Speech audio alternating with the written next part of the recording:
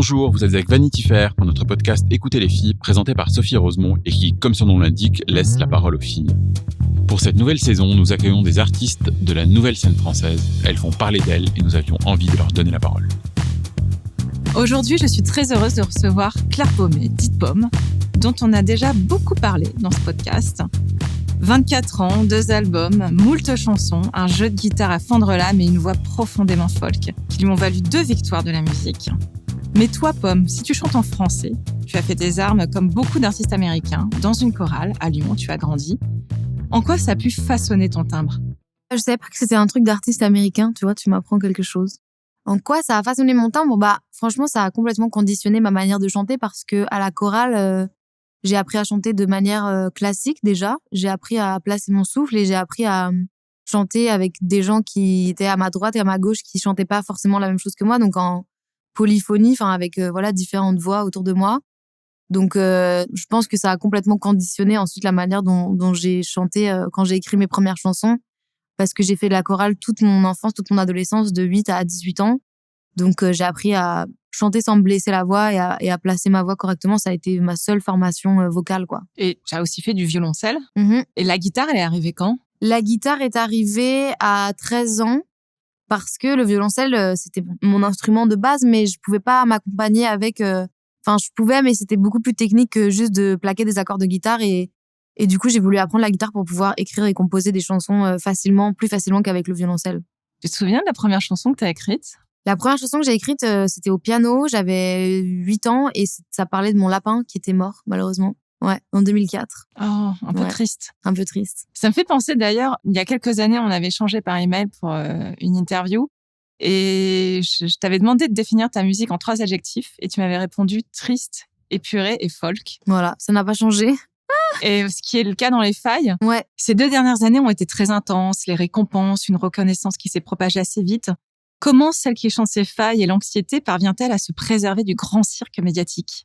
Je crois qu'il faut soi-même se mettre des limites. C'est-à-dire que moi, j'ai rapidement mis des limites sur les promos que j'avais envie de faire et que j'étais d'accord de faire ou pas.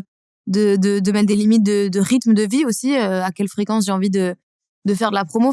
J'ai rapidement choisi et j'ai rapidement trier en fait dans les propositions et dans ma présence médiatique. Elle est contrôlée par moi en fait. C'est-à-dire que je vais pas aller n'importe où parler de mon projet parce que je sais que ma musique elle rentre pas forcément dans les cases de tous les médias, que elle rentre pas dans les cases de la radio, que elle rentre pas dans plein de cases et que du coup ça sert à rien que j'aille me fatiguer et me stresser à aller dans des endroits où les gens sont pas prêts à entendre ce que j'ai à dire. Donc j'ai beaucoup sélectionné et j'ai beaucoup mis de limites, ce qui est un petit peu la base pour moi de se respecter soi-même et de dire non à des choses et faire les choses que j'ai envie de faire et aller dans les endroits où c'est safe pour moi.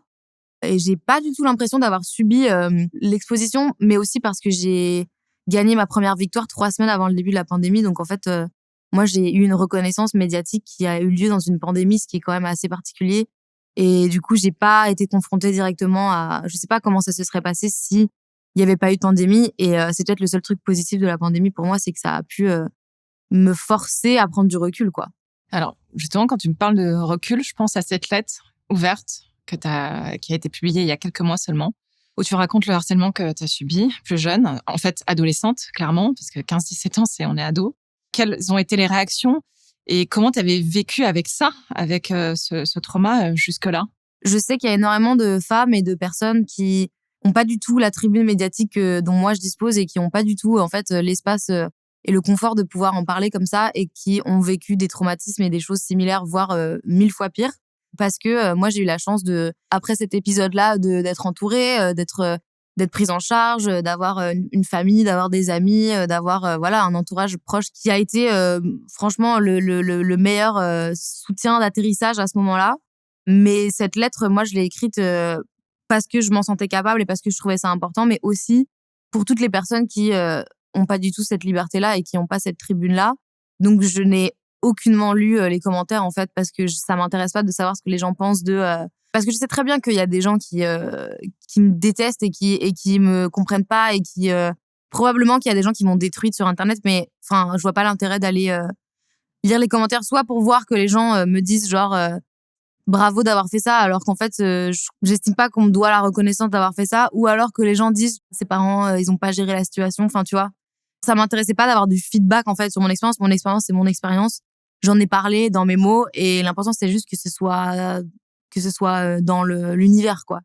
Et je crois que ça a été plutôt bien reçu. En tout cas, je crois que ça a fait du bien à plein de gens, et la plupart des messages que j'ai reçus, que j'ai lus, qui sont donc peu nombreux parce que j'ai vraiment pas beaucoup consulté mes réseaux sociaux à ce moment-là, c'était des gens qui me remerciaient juste, et qui étaient en mode genre bah ça fait du bien de voir que je suis pas toute seule, ou que je suis pas tout seul, et de voir que c'est un problème systémique et c'est pas juste des histoires isolées, quoi. C'était surtout ça le but, c'était de mettre ça en lumière, et c'était pas quelque chose qui appelait à un avis, selon moi. Et là, tu me parles de tes parents et ça m'évoque ta mère. Et tu m'écrivais il y a quelques années, je te cite sur elle: elle m'a appris à être la femme que j'ai envie d'être. Elle n'a jamais été une caricature de féminité. En quoi ça a été précieux? Bah, je pense que ça a été simplement le point de départ pour être libre, en fait. Et c'est toujours très vrai. Disons que le fait d'avoir une mère qui vit sa féminité comme elle en a envie, et de voir aussi des femmes dans la rue vivre leur féminité autrement, des femmes qui se maquillaient, des femmes qui s'épilaient, et puis ma mère qui le faisait pas, et bah ça m'a juste donné l'option, en fait. J'étais en mode ok, donc moi je peux faire ça, ou même encore un troisième truc, mais j'avais pas juste un seul exemple. Je pense que ce qui est pesant dans la société, c'est d'avoir juste un exemple de comment il faut faire, et de pas avoir d'autres options. Et grâce à ma mère, j'ai eu quand même plusieurs options différentes. Ça veut pas dire que l'option de pas se maquiller et de pas s'épiler et de pas porter soutien-gorge, c'est la vérité absolue des femmes. Mais ça veut dire que j'avais le droit de choisir en fait comment j'avais envie d'être, et d'être qui j'étais, sans me censurer ou sans ressembler à quelqu'un pour ressembler à ce qu'on attendait de moi, quoi. Pomme, tu t'appelles Claire Pommet à la ville. Et Pomme est ton surnom, qui est devenu ton nom de scène, et qui est à la fois bucolique, poétique, mais qui t'a valu aussi d'être jugée pas comme ce que tu étais, comme une chanteuse trop lisse. On en oubliait que tu étais autrice, compositrice, que tu jouais de plusieurs instruments. Est-ce que tu crois que Pomme, ce joli surnom qui est devenu ton nom de scène, a joué en ta défaveur? Bah, je pense que quand on est une femme qui arrive dans l'industrie de la musique à 17 ans, il y a tout un tas de détails qui sont observés qui ne le seraient pas forcément, je pense, si c'était des garçons. À savoir le physique, à savoir le nom, à savoir est-ce qu'elle écrit ou non ses chansons parce que on part du principe qu'une femme n'écrit pas ses chansons. Est-ce qu'elle est vraiment maîtresse de son projet? Est-ce que c'est vraiment elle qui a les idées et tout? Et je pense que du coup, mon nom de scène, ça a juste été un élément parmi les autres qui était critiquable pour les médias au début, et qui m'ont positionné, parce qu'en fait, il y a eu mon label, mais il y a aussi eu les médias qui m'ont positionnée comme une artiste que j'étais pas. Et oui, mon nom, ça a participé à ça, mais en fait, c'était 100% un jugement de valeur, et c'était 100% la plupart des gens qui s'arrêtaient à mon nom écoutaient pas vraiment ma musique et ne cherchaient pas à comprendre qui j'étais. Et en fait, quand on regarde dans l'histoire de la musique, il y a des gens qui ont des noms accouchés dehors, et que ça leur a jamais porté préjudice, ou alors ça leur a porté préjudice au début. Et puis ensuite, le succès a fait que, voilà, à partir du moment où une artiste ou un artiste a du succès, tout d'un coup, le nom, c'est anecdotique. C'était juste une manière, je pense, de sans cesse me rappeler à ma condition de jeune artiste, et de dire, voilà, Pomme, c'est une chanteuse lisse, et c'est une artiste qui fait des petites chansons mignonnes et tout, parce que c'était facile pour eux de me mettre là-dedans, et que ça permet aussi d'être dans un rapport de domination où du coup je deviens une petite chose. Quand en plus tout le monde sait que c'est tiré de mon nom de famille, et que c'est une partie de mon identité, et que c'est pas moi qui ai dit du jour au lendemain j'adore les pommes, j'adore les fruits. Enfin, faut vraiment, je pense, être un mauvais journaliste pour s'arrêter à ça, quoi, vraiment. Sachant qu'en plus, la pomme n'est pas un fruit dénué de Non. sens de toute façon. De Si toute on façon, remonte c'est très pas loin comme à la si, Bible. ouais, c'est ça, en plus. Donc c'est quand même un outil quelque part d'indépendance de la femme, quoi qu'on ait bien voulu nous faire croire. Bah ouais, carrément. Ça me fait rebondir sur cette phrase qui est un peu le gimmick de l'émission, sur laquelle je fais intervenir toutes mes invités, qui est une formule de Gloria Steinem, qui est: la vérité vous libérera, mais d'abord elle vous mettra en rage. Qu'est-ce que ça fait résonner en toi? C'est très vrai, c'est très vrai. C'est que le monde dans lequel on vit, il est quand même assez trash. Surtout là, on a accès à toute l'information du monde entier, avec tous les problèmes du monde entier. Et en fait, c'est dur de pas se sentir concerné par tout. Et c'est dur de pas être énervé. Enfin, franchement, moi, il y a régulièrement cette question-là dans ma tête, de me dire genre, comment est-ce que je gère ma colère? Comment est-ce que je transforme cette colère-là parce qu'il y a tellement d'injustices, et qu'il y a tellement de trucs qui vont pas, et qu'il y a tellement de trucs hyper triste et hyper violent, que du coup comment est-ce que je prends ça et que j'en fais quelque chose de beau. Et c'est pour ça que écrire des chansons, c'est à peu près la seule solution que j'ai trouvée et qui est finalement une chance, parce que sans ça, je sais pas trop ce que je ferais avec ma colère en vrai. J'ai beaucoup d'amis, beaucoup de amies femmes qui ont cette problématique-là de pas savoir gérer leur colère, parce qu'en fait, et d'hommes aussi d'ailleurs, mais vraiment ce truc d'avoir l'impression que tous les problèmes nous concernent, qu'on doit trouver des solutions, et que en fait, je pense que la colère, c'est la première étape. C'est comme dans une rupture qui se passe mal. Si on n'est jamais en colère, on a du mal à passer à autre chose. Tandis que si on passe par une phase de colère, après il y a une espèce de début de guérison. Et la colère, j'ai l'impression que la colère, elle sert aussi à mettre en ordre les idées et elle est le temps requis, en fait. Elle représente le laps de temps requis pour avoir les idées plus claires et organisées, quoi. Tu as choisi de nous lire un extrait d'un roman de Marcia Burnier. Ce roman s'appelle Les Orageuses. C'est une autrice franco-suisse. On t'écoute. Alors, c'est un extrait du roman. C'est aussi, je crois, la 4e de couverture. Je savais pas quoi choisir, mais je trouvais que c'était assez parlant. Je vais mettre un petit contexte avant. C'est un livre que j'ai fini il y a une semaine, et c'est un livre de fiction qui parle d'une bande de 6 filles qui se sont toutes fait violer ou abuser, qui ont toutes eu des traumatismes, et qui décident de rendre justice à leur manière parce que la justice ne le fait pas. Et donc le texte, c'est donc un extrait qui dit: depuis qu'elle avait revu Mia, l'histoire de vengeance, non, de rendre justice, entre guillemets, lui trottait dans la tête. On ne dit pas vengeance, lui avait dit Mia, c'est pas la même chose. Là, on se répare, on se rend justice parce que personne d'autre n'est disposé à le faire. Lucie n'avait pas été très convaincue par le choix de mots, mais ça ne changeait pas grand-chose. En écoutant ses récits dans son bureau, son cœur s'emballe, elle aurait envie de crier, de diffuser à toute heure dans le pays un message qui dirait « On vous retrouvera ». Chacun d'entre vous, on sonnera à vos portes, on viendra à votre travail, chez vos parents, même des années après, même lorsque vous nous aurez oubliés, on sera là et on vous détruira. Et donc, c'est un livre de fiction, mais qui est quand même très, très ancré dans la réalité. Et c'est des jeunes femmes qui décident d'agir et de s'approprier l'histoire de leur vie qui leur est enlevée par des hommes qui les agressent et qui organisent des espèces de raids dans des appartements de ces hommes-là qui les ont agressés ou violés. Mais c'est très particulier, hein. Et c'est pas violent, en fait, parce que la violence de ce qu'elles vivent, elle est tellement immense que le retour qu'elles font, c'est hyper organisé. Elles ne touchent jamais ces hommes-là, c'est toujours autour, et il n'y a jamais de contact direct parce qu'elles veulent pas répondre par de la violence physique. Enfin voilà, c'est tout un... Moi, je trouve ça hyper libérateur. J'ai trouvé cette lecture très libératrice parce que, exactement comme c'est dit dans l'extrait, quand on est agressé, quand on subit ce système-là, qu'on soit une femme ou un homme, hein, franchement, ça n'a pas de genre, en fait. L'agression, elle peut être subie par n'importe qui. La justice, c'est très complexe, en fait. Et c'est difficile quand on est une jeune personne aujourd'hui dans la société de croire en la justice, quand on a tellement de contre-exemples de la justice qui ne rend pas justice, en fait. Donc, c'est un livre qui, pour moi, est une piste de réflexion de comment s'approprier ça et de comment réagir à ça et de ne pas subir, en fait, quand on est dans la société, quand on fait partie des gens qui subissent et qui sont oppressés. Donc voilà, c'est une lecture hyper intense et que je conseille à tout le monde. Et quand tu parles comme ça, tu confirmes à quel point tu es une folkeuse, parce que quand même les artistes folk, c'est quand même les protestants, c'est s'élever contre l'injustice. Toi, non seulement tu tiens ces propos-là aussi bien en filigrane dans tes chansons, parfois de façon métaphorique qu'en interview. Tu racontes ton homosexualité, tu racontes ta sexualité, tu racontes ta féminité. Est-ce qu'il y a des moments où tu as pu sentir que ça pouvait te mettre en danger, comme ça a été le cas pour une Joan Baez qui a dit à un moment donné que oui, elle sentait que sa carrière pouvait être sur le fil, que ça pouvait se retourner contre elle.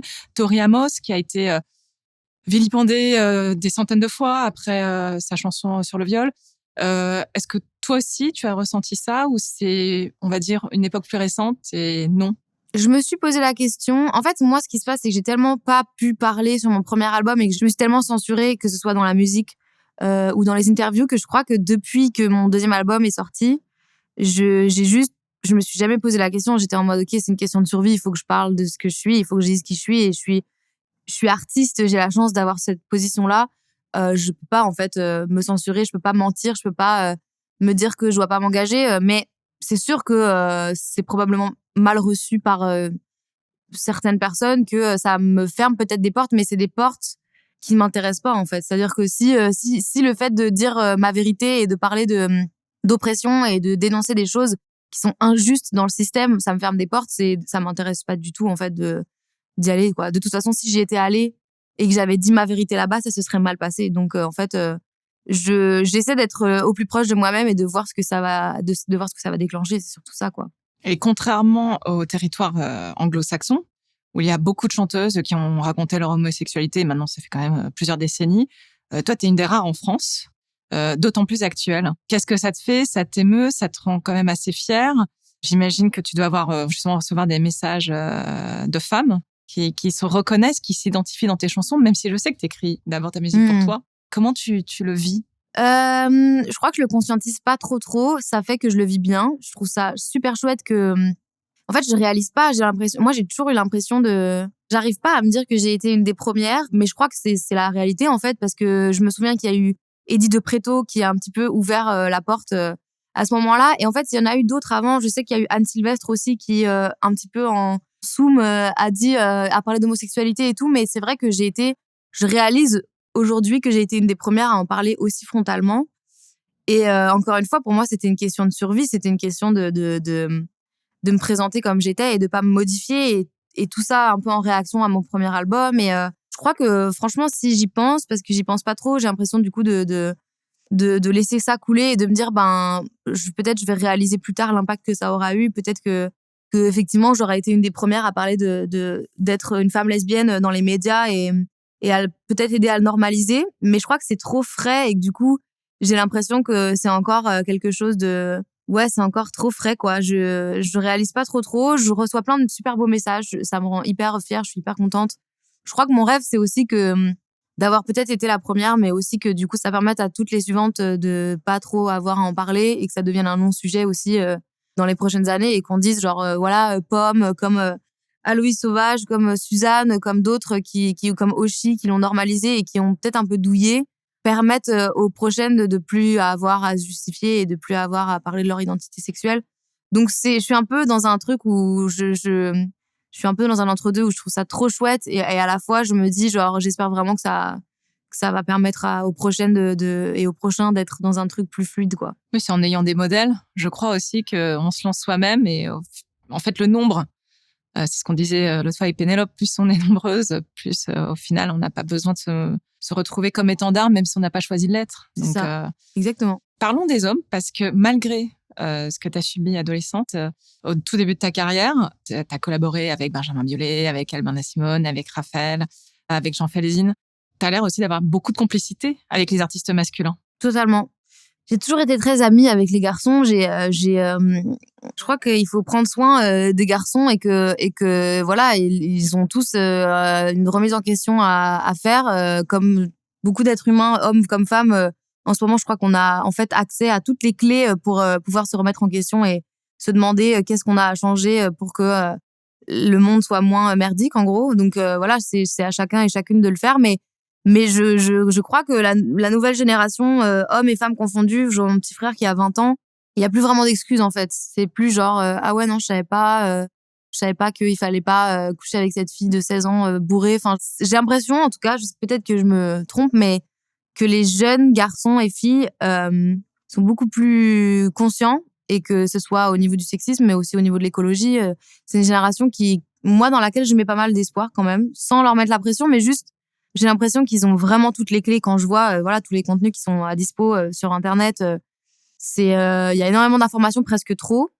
Mais au moins, ils peuvent pas dire je savais pas, quoi. Franchement, c'est plus possible.